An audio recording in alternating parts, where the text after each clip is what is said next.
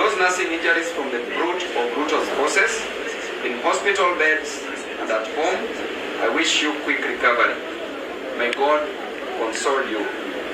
Kenyans, it is now exactly 1 month since the young people of Kenya came out in large numbers to assemble, demonstrate, picket, and petition their representatives to reject the Finance Bill 2024. The Gen Zs and Millennials and Kenyans of goodwill, some young in body and some young at heart, together stood together to say no to an oppressive tax regime. They also spoke unequivocally that they want a reformed government. Young people in Kenya are concerned about 1. Poor agriculture production, which threatens our food adequacy, safety, and security. 2. Parents, teachers, and learners alike are all confused by the CBC syllabus and transition.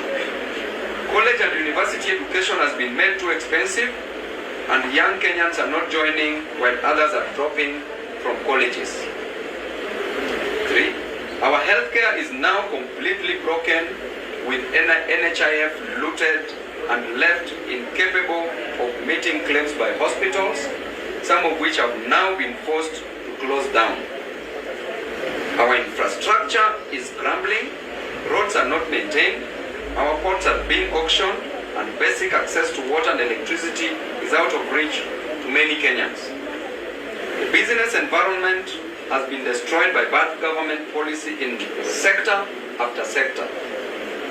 Foreign direct investment has gone down, and we have seen investors running away to neighboring countries, leaving Kenyans jobless. The unemployment rate has skyrocketed, the cost of living has gone beyond the roof, and many Kenyans cannot afford a decent living.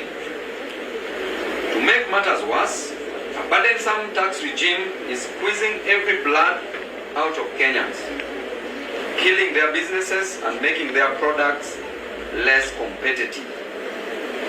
Sensing individual and collective failure, the young people came out to demand that their president confront these challenges. Instead, what did the president do? For one, he used goons and criminals to infiltrate peaceful demonstrations to get reasons to unleash violence against Kenyans. He used the police to unleash terror on young people. Resorted to abductions, forced disappearance, torture, killings, and mutilation of bodies of the Kenyan children. The president would wink us by withdrawing the finance bill, but continued to implement its draconian provisions. He deceitfully dissolved his cabinet on grounds of incompetence, only to reappoint the same crooks. He completely refused to listen to the issues raised by Kenyans, and instead he raided the opposition to appoint cabinet secretaries in a bid to weaken oversight against his government and to gain cosmetic stability, to consider the next general election and to ignore this and the next generation. No Gen Zs were nominated in this cabinet, no gender rule considered, thereby discriminating on women. Persons with disabilities were not considered. The only disabilities which were considered were mental disabilities, which were considered in the current cabinet. Fellow Kenyans, these last few weeks, I have been to the mortuaries in this country helping desperate parents, siblings and relatives, neighbors and friends identify the bodies of their loved ones brutally murdered and bodies dumped in quarries or wrongly registered to conceal murder by the state. I have stood by parents and communities burying young Kenyans killed by President Ruto and his rogue policemen following insane commands of people we put in office to secure our lives. As I speak today, so many parents and relatives are still distressed and emotionally broken as they try to search for their young children abducted by this dangerous regime. President Ruto has turned Kenyans against each other. Now he is trying to isolate some tribes and some ages and some regions to divide us some more. I want to say categorically that President Ruto is the real problem in this country. He is the real problem that this country is facing. He is the stumbling block to the modest reforms Gen Zs are asking for. Sharing power in a cosmetic overhaul, we demand from Ruto these bare minimums. Pay to the families who've lost their loved ones 1 million Kenya shillings for funeral expenses they are incurring. Number 2, compensate the bereaved families at 10 million Kenya shillings each for the excruciating pain, agony, and suffering you have put them through. Declare a mourning day and hold a national funeral service mass in honor of the patriots you have killed. Pay all the medical expenses for the young people who have been brutalized by the police upon your instructions. Release all the young Kenyans that you abducted and continue to hold incommunicado.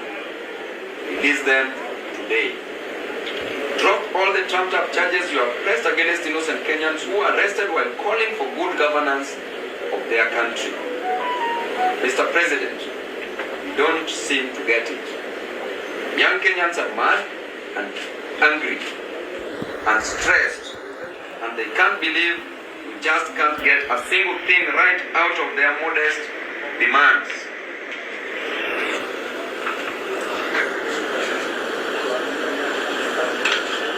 Kenyans want, number 1, a competent government capable of getting things done. They want government positions to be well thought out, well structured, and staffed with public-minded, based on meritocracy, not kakistocracy, qualified citizens who are committed to a common good. We want you to address the rampant looting of public resources. We want you to stop interfering in the running of state departments. Give the bureaucracy space to do what they should do. You don't know it all, and you cannot do it all. But as we ask you to do this, just know that the young people of this country are not afraid of you. We don't fear you. We expect you to serve us. Remember, the most important office in a democracy is the citizen. We, the people, can choose to exercise our sovereign power directly. God bless you. May God remember our country, Kenya. Thank you, and God bless you.